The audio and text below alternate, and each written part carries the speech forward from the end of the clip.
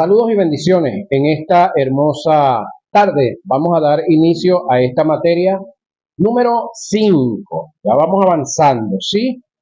Vamos a ver acerca de los dones del Espíritu. Terminamos en la clase más reciente, neumatología, y ahora vamos a ver los dones del Espíritu. Vamos a ver la importancia que hay entre el Espíritu y los dones. Vamos a conocer acerca de cada uno de ellos, quiénes somos los receptores de los dones, cuál es la demanda para que los dones se puedan manifestar a través de nosotros. Bueno, vamos al texto sagrado. Vamos a tener como fundamento bíblico, primera a Corintios 12, 1 y 11. No quiero, hermanos, que ignoréis acerca de los dones espirituales. Sabéis que cuando erais gentiles, es decir, inconversos, no nacidos de nuevo, se os extraviaba llevándoos como se os lleva a los ídolos mudos. Por tanto, os hago saber que nadie que habla por el Espíritu de Dios llama anatema o maldito a Jesús. Y nadie puede llamar a Jesús Señor sino por el Espíritu Santo. Ahora bien, hay diversidad de dones, pero el Espíritu es el mismo. Hay diversidad de ministerios, pero el Señor es el mismo. Y hay diversidad de operaciones, pero Dios, que hace todas las cosas, en todo es el mismo, pero a cada uno le es dada la manifestación del Espíritu, oiga esto, para provecho, porque a este es dada por el Espíritu palabra de sabiduría, a otro palabra de ciencia, según el mismo Espíritu, a otro fe por el mismo Espíritu, a otro dones de sanidades por el mismo Espíritu, a otro el hacer milagros, a otro profecía, a otro discernimiento de espíritus, a otro diversos géneros de lenguas y a otro interpretación de lenguas. Pero todas estas cosas las hacen uno y el mismo Espíritu, repartiendo a cada uno en particular como Él quiere. Importante esto, como Él quiere. Sí, vamos a la introducción de esta hermosa materia. En el comienzo de la carta, el apóstol Pablo exhorta a los creyentes en Corinto a que no tengan ignorancia de lo relacionado con los asuntos de los espíritus, óigame, de los espíritus, incluyendo la manifestación de los dones espirituales. Corintio era una ciudad portuaria en el sur de Grecia. Por su situación geográfica, servía como conexión entre Oriente y Occidente. En esta ciudad había un templo, importante esto que viene, dedicado a Afrodita, la diosa griega llamada de la fertilidad, que se dedicaban a la lujuria y al amor sexual carnal, la cual los romanos conocían y adoraban como Venus, es la misma individuo, o se le llama también la reina de los cielos y trae otros nombres desde más atrás. Este templo sirvió como uno de los centros de culto de las religiones mistéricas. Estas religiones que habían dominado esa parte del mundo durante más de 1000 años se parecían mucho a las religiones cananeas por sus cultos y varias diosas de la fertilidad. En el caso de los cananeos, no solamente tenían una, sino varias. En el templo se encontraban miles de sacerdotisas que eran rameras. Como preparación de este culto, estas mujeres se provocaban un estado, oiga, casi inconsciente de euforia, éxtasis, alucinaciones, histérica, emocional o hipnosis que se daban mediante una serie de rituales entrando en contacto directo con las fuerzas ocultas y frecuentemente hablaban en lenguas extrañas.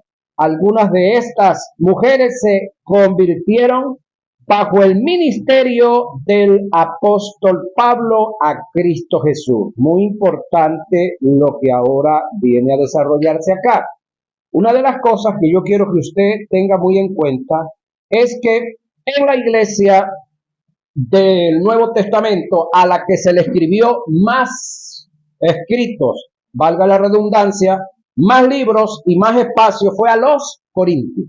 ¿Por qué razón?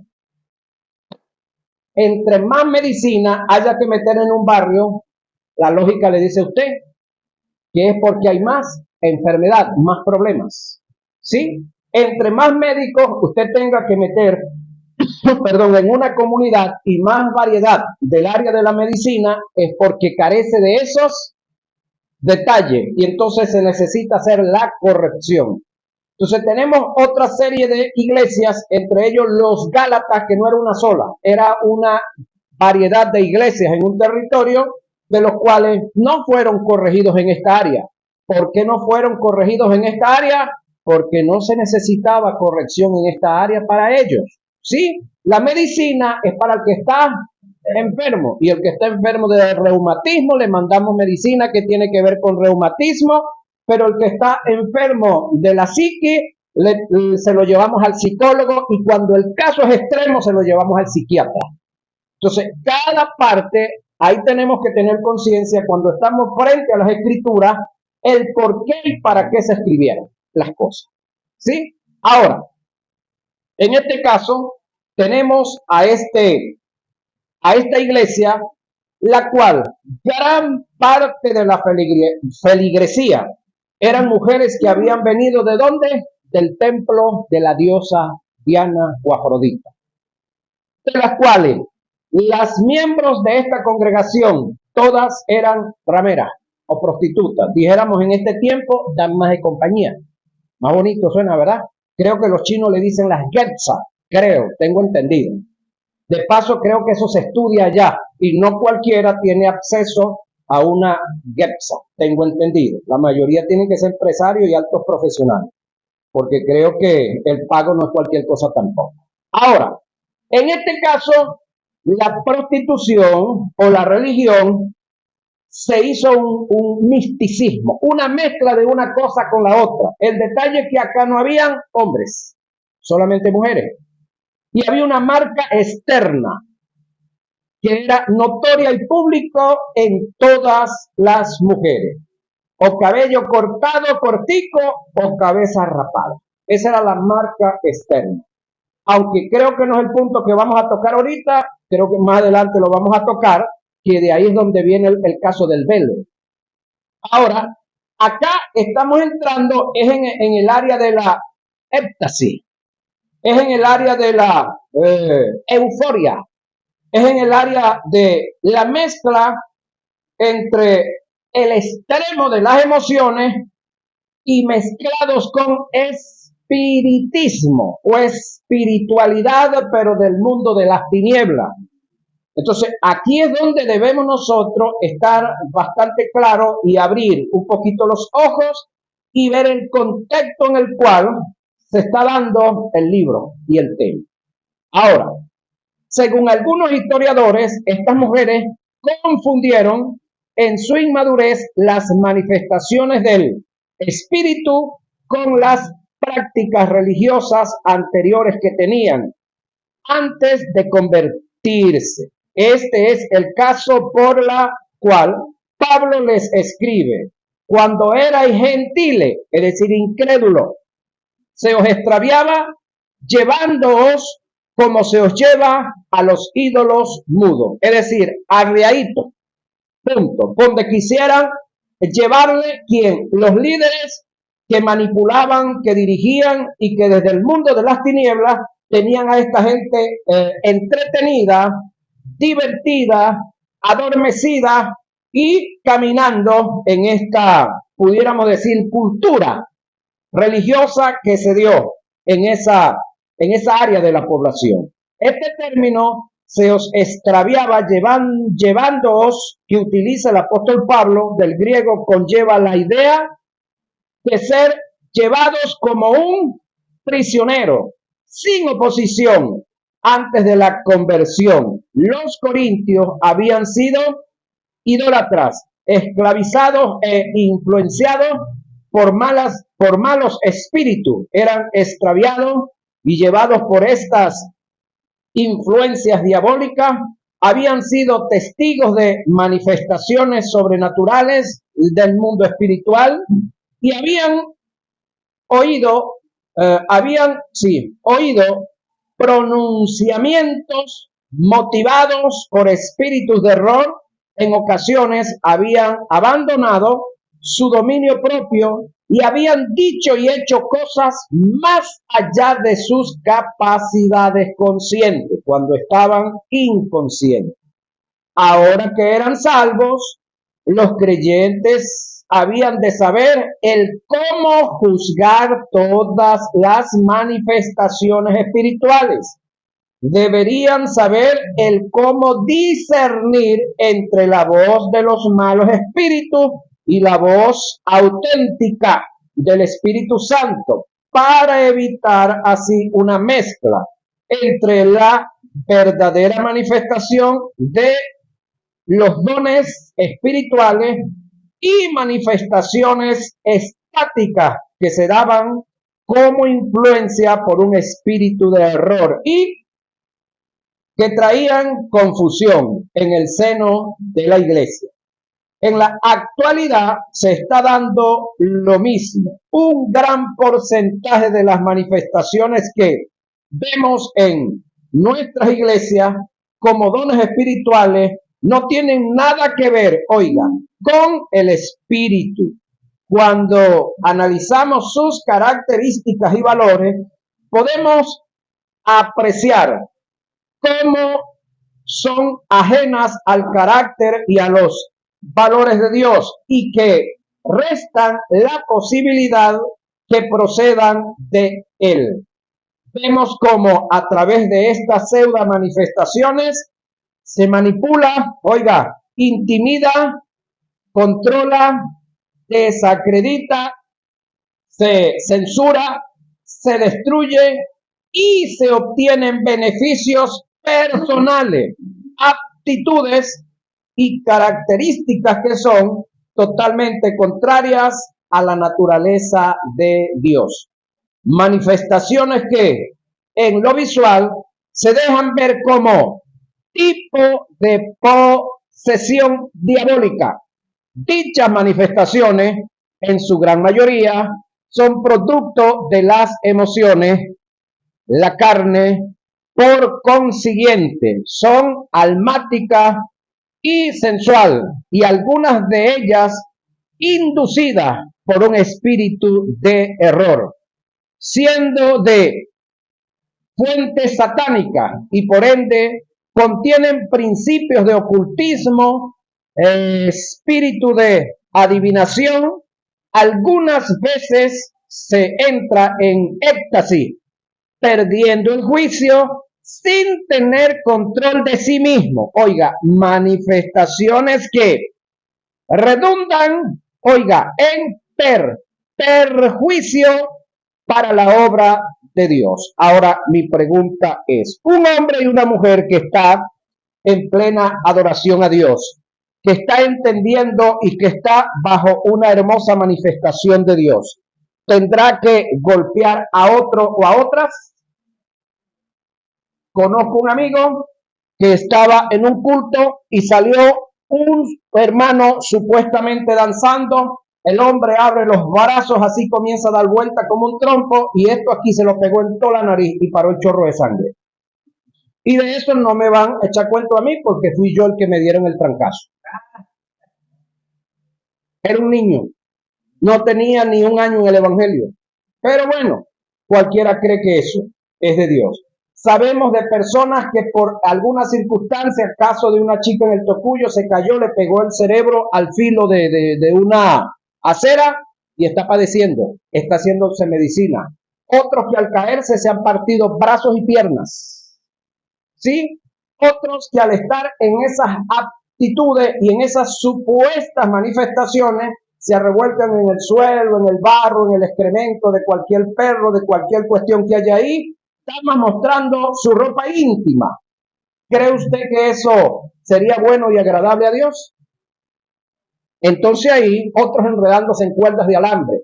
Estos ojos que no se lo van a comer los gusanos, 2:30 de la noche, orilla de un río, una vigilia para unos bautizos. Vi como un chico que estaba en la orilla del río, de repente le dio una movedera, salió danzando y cayó adentro del río.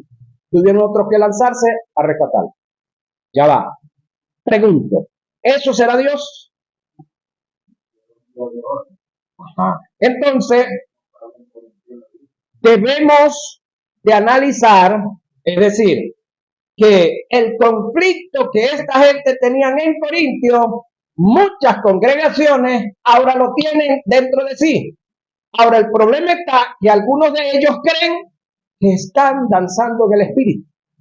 Ahora el detalle está que hasta que tú no te enteres que lo que estás haciendo es malo y va en contra de la realidad de Dios, que va en contra de lo moral, de lo ético y de la verdad de Dios, hasta que no entiendas que estás errado, no vas a corregir. Porque mientras tú creas que estás bien, vas a defenderlo. Entonces, es ahí la necesidad de estudiar. Es ahí la necesidad después de estudiar que esto se te pueda iluminar para que se te abran los ojos y puedas entonces entender, en el caso de algunos, que pudieron haber estado haciendo cosas y a esta altura decir, wow, qué errado estaba yo cuando decía y hacía tal cosa, ¿verdad? Y que podamos perfeccionar esa área. Porque una vez que ya somos cristianos, como ya aquí todos lo saben, es imposible dejar de serlo. Pero entonces ahí viene el trabajo de la perfección. Es decir, tenemos que aprender a canalizar las emociones con la palabra. No es que vamos a matar las emociones, no. Nosotros seguimos teniendo emociones, pero las vamos a tener canalizadas con la palabra, con las escrituras. ¿Sí?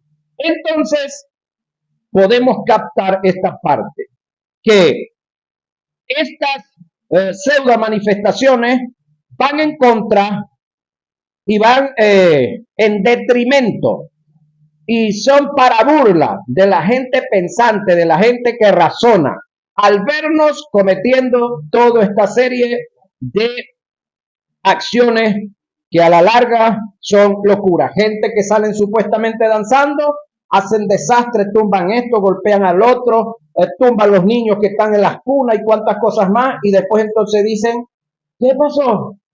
¿Qué pasó? Es decir, como que vuelven en sí. Y volver en sí de una manifestación supuestamente del espíritu no es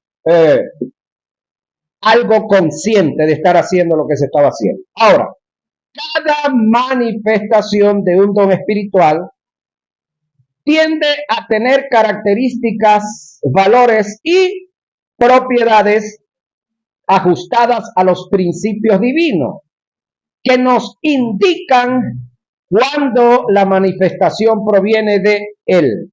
En este estudio analizaremos ciertos principios, no solamente de los dones, sino del Espíritu Santo, como el Señor y administrador de ellos. Además, estudiaremos sus ventajas y desventajas, cómo trabajarlos, cuándo debe manifestarse un don, el propósito de los dones, cómo se consideran los dones, cuáles son los requisitos. Oiga, ¿cuáles son los requisitos para recibirlo? ¿Hay requisitos para recibirlo, maestro? Sí los hay. Los dones como propiedad del Espíritu, como revelación de Dios, el mal uso que se le puede dar definición del término don, la reciprocidad y precisión de los dones. Asimismo, veremos algunos indicativos para saber si una manifestación viene de Dios o por el contrario proviene de la carne, porque muchas de ellas no tienen nada que ver con demonios, sino que son manifestaciones de la carne. Yo conozco unas amiguitas una amiga que ahorita es una gran amiga, pero cuando estaba chavala, como decir la niña un poquito más grande, ella decía, vamos a salir danzando todas y le damos un empujón al hermano fulano para que se caiga. Lo hacían por travesura, porque nunca habían sido orientadas en eso. Y entonces, ok, a esta altura de la vida, reconocen que eran travesuras de niña, es decir, no había una malicia como tal, pero era ganas de molestar y echar broma. Ahora, si una manifestación viene de Dios o por el contrario, proviene de la carne, de las emociones o es producida por un espíritu de error. Entonces podemos tener estas tres y la cuarta que sí sería la manifestación del don. Es decir, estas manifestaciones pueden venir de la carne, de las emociones, que es del alma, o producida por una influencia satánica. Vamos a desarrollar o ver el desarrollo sobre el tema. Cuando leemos Primera a Corintios 12:1, tal como se escribió en el original, Pablo no lo expresa como aparece en algunas traducciones bíblicas. La versión Reina Valera y otras lo hacen textualmente de la siguiente manera. No quiero, hermanos, que ignoréis acerca de los dones espirituales, pero originalmente se transcribió de la siguiente manera. No quiero, hermanos, que ignoréis los asuntos que tengan que ver con el mundo de los espíritus. Y acá la palabra está con E minúscula porque nos referimos a todos los espíritus. ¿Sí? No es exclusivo del Espíritu Santo. Si analizamos el texto, nos podremos dar cuenta que Pablo no está enfocándose en que la iglesia solo tenga conocimiento de los dones, sino de todo lo relacionado con el mundo de los espíritus, incluyendo a la persona del Espíritu Santo como el Señor, oiga, de los dones. Muy importante esto, ¿cómo qué? Como el Señor de los dones. Entonces, ¿quién es el Señor de los dones? El Espíritu Santo. Es el tema que ya nosotros acabamos de estudiar acá, que culminamos el martes pasado, pero el detalle está que yo le voy a hablar de mí. Cuando yo fui un nuevo creyente, a mí me motivaron mucho a orar por los dones, ¿sí? Que orara para que los dones se vieran en mí, para que se manifestaran. Varias personas, aparte de que ellos oraban, me inducían a que yo orara por eso y como yo era un nuevo, yo pensaba que era lo más correcto, pero nadie de ellos me habló acerca del dueño de los dones, que es el Espíritu Santo. Entonces, he ahí mi corazón se apegó más a los dones y al Espíritu Santo. Entonces, eso me llevó a ver a Dios con una mentalidad prostituta. ¿Cómo así? Dicen después del puente Simón Bolívar. Bueno, cuando un individuo, un caballero, llega a un prostíbulo, le interesa a las mujeres que están ahí. Ese hombre no le interesa lo que lleva en el bolsillo si lleva algo. Si lleva algo, bienvenido. Si no lleva nada, por donde entraste, Pedro, te puedes regresar. ¿Qué le interesa si ese es el pago del alquiler de la casa, el dinero que tiene para el examen de la esposa, si es el pago de la universidad de los hijos? Eso no le interesa nada, le interesa lo que viene. Y ya hay punto. Entonces muchos de nosotros nos hemos acercado a Dios cuando nos acercamos pendientes de los dones o de lo que Dios me puede dar, de los beneficios que puedo obtener de Él. Entonces eso es acercarse a Dios con una mente de prostituta. Ahora, cuando una mujer de verdad se fija en un hombre, no le va a mirar el bolsillo, va a ver qué hay en el corazón de ese individuo. Entonces, la que busca lo que hay en el corazón, por supuesto, lo va a obtener todo. ¿Sí? Entonces, cuando nosotros nos acercamos a Dios correctamente, no vamos a mirar sus manos, sino su persona, su ser. Quiere decir que al que tenemos que procurar conocer y acercarnos primeramente es a la persona del Espíritu Santo, no a los beneficios que podamos tener de él, en este caso como los dones. Le decía en la clase pasada que Jesús dejó a un individuo para perfeccionar a la iglesia, que se llama Espíritu Santo. Ese individuo tiene tres elementos para perfeccionar a la iglesia: la palabra escrita, los dones ministeriales y esto que estamos estudiando, que es el tercer y último elemento que el Espíritu Santo va a usar para perfeccionar a la iglesia. Porque hay un cuarto elemento que el Espíritu usa o se vale de ello, que es lo que conocemos como la circunstancia, o lo que muchos hemos dicho: mira, fulano de tal lo llamó Dios con vara de hierro, es decir, tuvo que valerse de la circunstancia.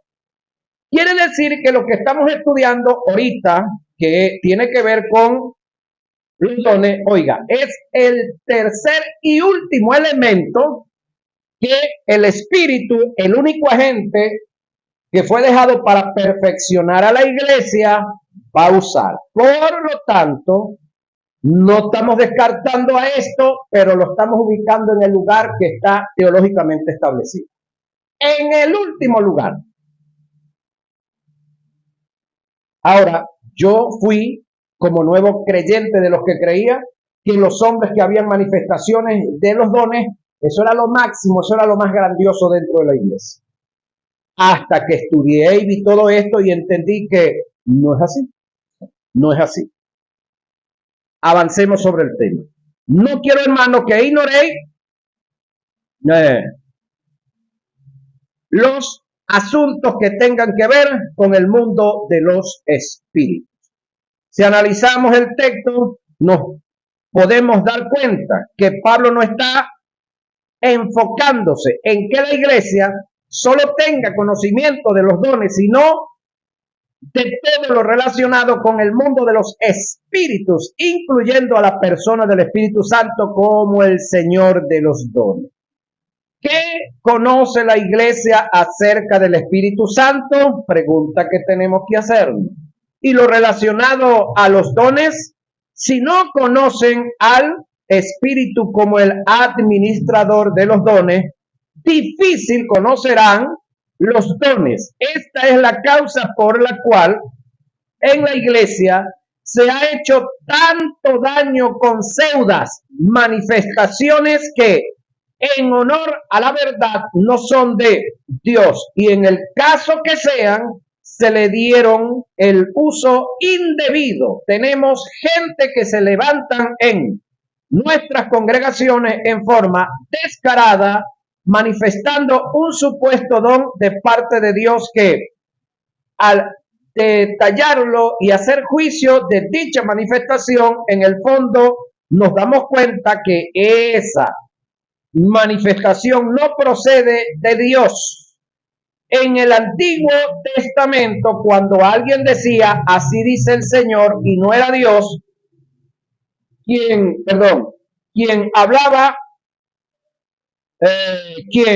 hablaba, lo lapidaban, es decir, lo mataban a piedra hasta producirle la muerte.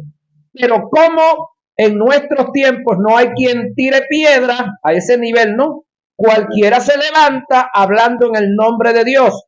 Pero aunque no hay quien tire piedra, ante los ojos de Dios quedan al descubierto y cuenta le tendrán que dar, en este caso a Dios. Debemos ser muy cautelosos con esto, ya que es una de las formas de tomar el nombre de Dios en vano. Para evitarnos problemas, debemos conocer al Espíritu y todo lo relacionado a él, incluyendo sus dones, y darle el uso apropiado al don. cuando es administrado por el Espíritu. Recuérdense que el mismo Espíritu es el que los administra, no soy yo. Yo solamente soy el receptor.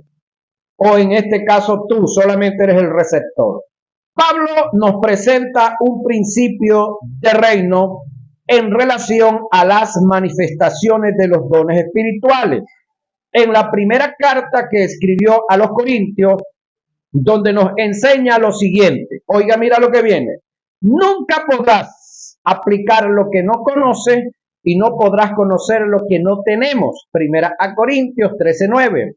En otras palabras, aplicamos lo que conocemos de lo que tenemos. Jesús en el Evangelio de Juan nos presenta el mismo principio. El pasaje dice, de cierto te digo, que lo que sabemos hablamos y lo que hemos visto testificamos. Juan 3:11. Por otra parte, dijo, conoceréis la verdad y la verdad os hará libre. Juan 8:32. Según los principios que están en estos pasajes, llevándolos a la manifestación de los dones espirituales, conociendo la verdad acerca del Espíritu y los dones, seremos libres de caer en errores, producto de dar rienda suelta a manifestaciones motivadas por la carne. Igual decir, las emociones, dándole lugar a un espíritu de error. Mi deseo es que utilices este ejemplar, es decir, el material que estamos estudiando, para adquirir un mayor conocimiento acerca de todos los asuntos relacionados con el Espíritu Santo, para que Él pueda fluir, oiga, para que Él pueda fluir en tu vida con precisión. Ahora, cuando hablamos del término fluir, por supuesto, es relacionado a lo que tiene que ver con una fuente que está en la tierra, es decir, donde tenemos lo que vulgarmente llamamos un ojo de agua o donde sale un riachuelo, por naturaleza decimos que está fluyendo. Pero cuando el agua no viene de la tierra, cuando es de las nubes, entonces decimos que está lloviendo. Ahora, la pregunta es, ¿el Espíritu en nosotros llueve o fluye? Buena la pregunta. Es decir, el Espíritu para efecto de nosotros, la iglesia, oiga, así con cabeza fría y nervios de acero, el Espíritu para efecto de nosotros, la iglesia, ¿fluye o desciende? Buena la pregunta, ¿verdad? Si el Espíritu habita en nosotros, tiene que fluir. Pero si no está en nosotros, hablando del inconverso, sobre él tiene que llover. Entonces, cuando usted quiera que el Espíritu se manifieste, no pida que llueva, porque está diciendo que está afuera. ¿Sí? Entonces ahora el Espíritu en nosotros tiene que fluir porque está dentro. El escritor de los Salmos dijo en una ocasión, alzaré mis ojos a los montes, ¿de donde vendrá mi socorro? Sí, a él justamente le cuadraba porque sus socorros venían de lo alto. Pero ahora su socorro, los suyos y los míos como iglesia, no vienen de lo alto. ¿Sabe de dónde salen? De adentro suyo y de adentro mío, porque ahí vive. ¿Vio el pequeño cambio? Entonces, David lo dijo, le cuadró, era su tiempo, era su momento, pero eso a usted y a mí ya no nos sirve. Porque Jesús en Juan 7:37 o 38 dijo, el que cree en mí, como dice la Escritura, de su interior correrán ríos de agua viva. Ese es el texto suyo y mío para este tiempo, los que creemos en Cristo, como dice la Escritura. ¿Sí? No como dice el predicador tal, el predicador cual, el maestro tal o el evangelista tal. No. Si él está diciendo lo que está en la Biblia, excelente. Pero ¿cómo hace usted para saber que lo que él está diciendo está en la Biblia? Averiguándolo en la Biblia, no hay otra. Es decir, usted no se puede quedar con el mensaje de nadie meramente porque le pareció bonito, le sonó bonito. Revise a ver si lo que el individuo dijo está alegando o está fundamentado. He ahí, entonces, ¿dónde tenemos que dar un paso más allá? Y dejar de comer, como dijo un amigo mío, dejar de comer Biblia como los pichones de pájaro, con la boca abierta y los ojos cerrados. No, ahora vamos a comer Biblia con la boca abierta y los ojos bien abiertos también, para que no nos vayan a meter basura. ¿Sí? Ahora, usar, en este caso, usándote como canal de bendición y de provecho para tu semejante. Recuerda este principio. Oiga, la falta de conocimiento se convierte en un elemento de cooperación que Satanás usa para tratar, oiga la expresión que está especial, para tratar de destruir a la iglesia. ¿Por qué digo que el término aquí está especial? Escúcheme, porque Satanás imposibilitado está de destruir a la iglesia. La iglesia es indestructible.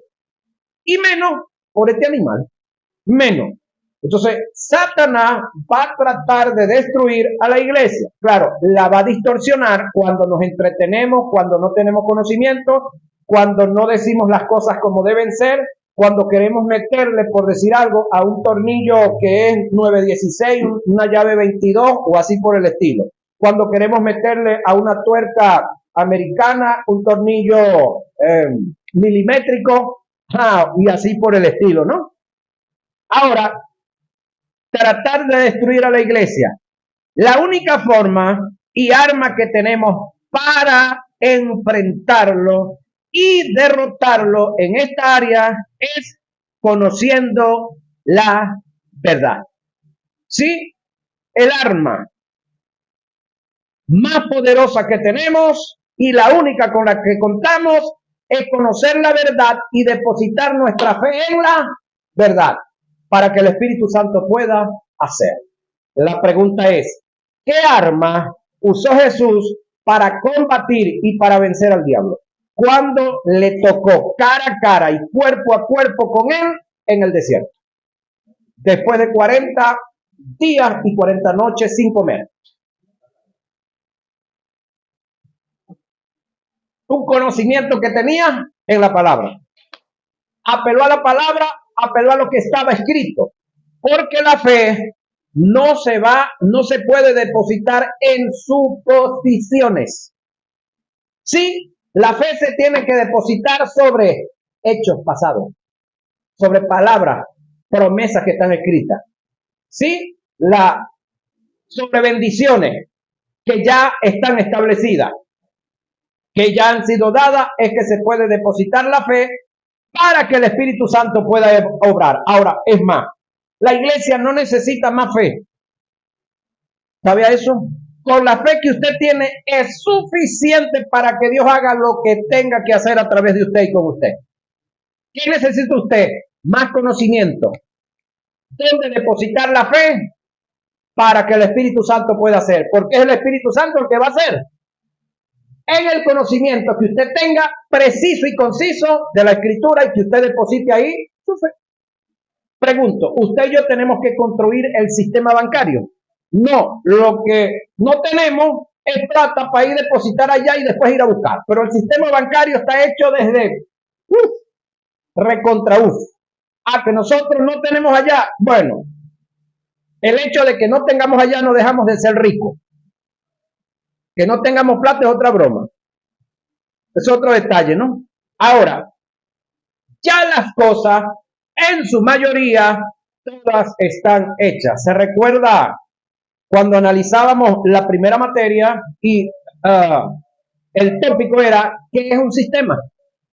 Es el conjunto de normas y principios que se han establecido, que al conocimiento y la aplicación de ellas se alcanzan los objetivos. ¿Sí? Entonces, en el mundo espiritual, todo está ya hecho, establecido. Todo lo que el hombre necesita para Dios obrar y hacer todo lo que quiere hacer en él, ya está listo. ¿Qué necesitamos? Conocerlo, aceptarlo, confesarlo en fe y caminar en ello. Más nada. Ahora, a cada quien Dios lo llamó a un área de hacer. El detalle es que algunos de nosotros que de repente Dios ve que tenemos capacidad es de administrar 5 personas, queremos administrar 5,000. Ya va. ¿Tenemos capacidad de administrar 5,000? No. Bueno, ¿qué cree usted? ¿Que el que administra 5,000 y el que administra 5 no le van a dar el mismo premio?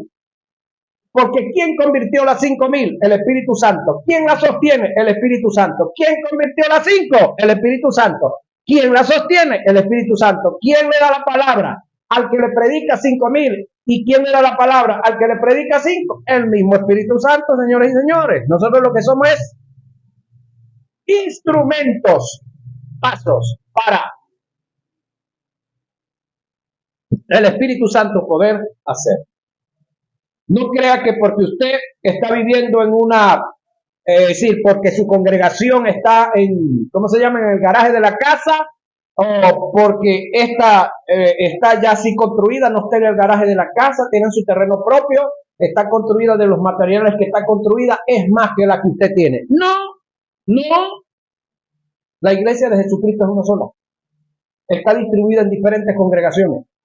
Y el que más tiene, lo que tiene es más responsabilidad y se le va a demandar más. ¿Sí? Ahora,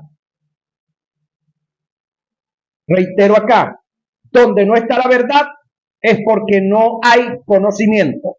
Donde no hay conocimiento no hay iluminación. Donde no hay iluminación no hay revelación. Y donde no hay revelación no está la palabra. Ahora, la palabra trae la revelación, porque ella es revelación. La revelación trae la iluminación. Cuando yo camino sobre la revelación viene la iluminación. La iluminación, el conocimiento. El conocimiento es la verdad y la verdad nos hace libre. Así mismo es.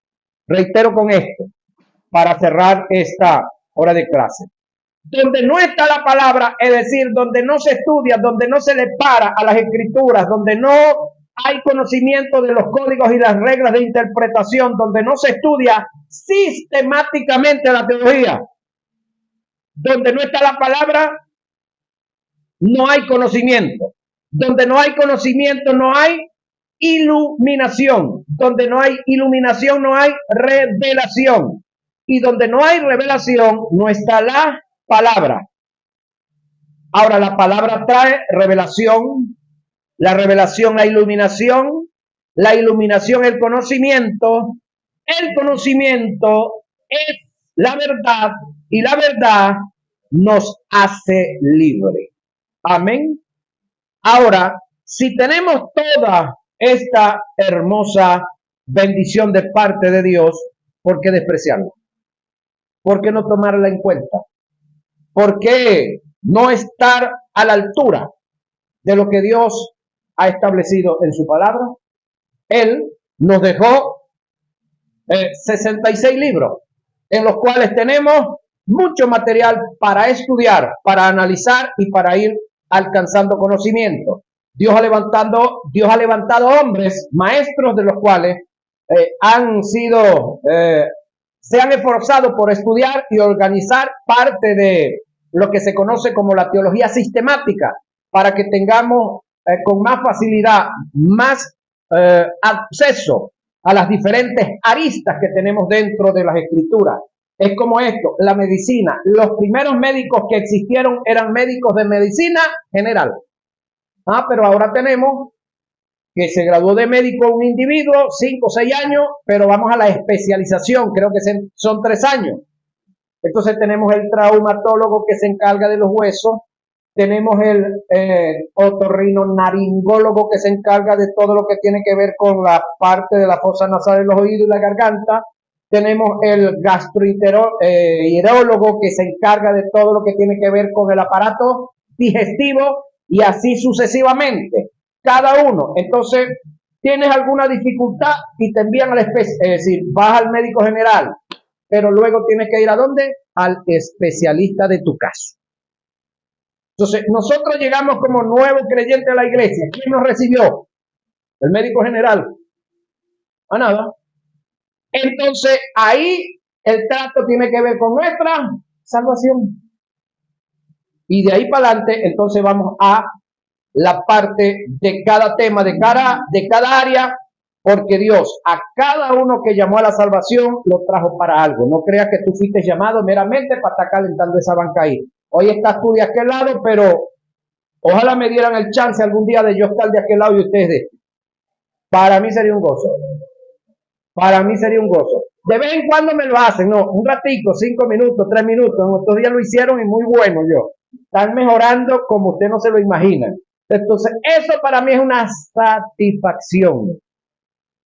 Ahora, no creo que haya alguien que se vaya a preocupar porque sus estudiantes, sus discípulos, sus alumnos lo superen. No creo que haya tanto egoísmo en un corazón para pensar así.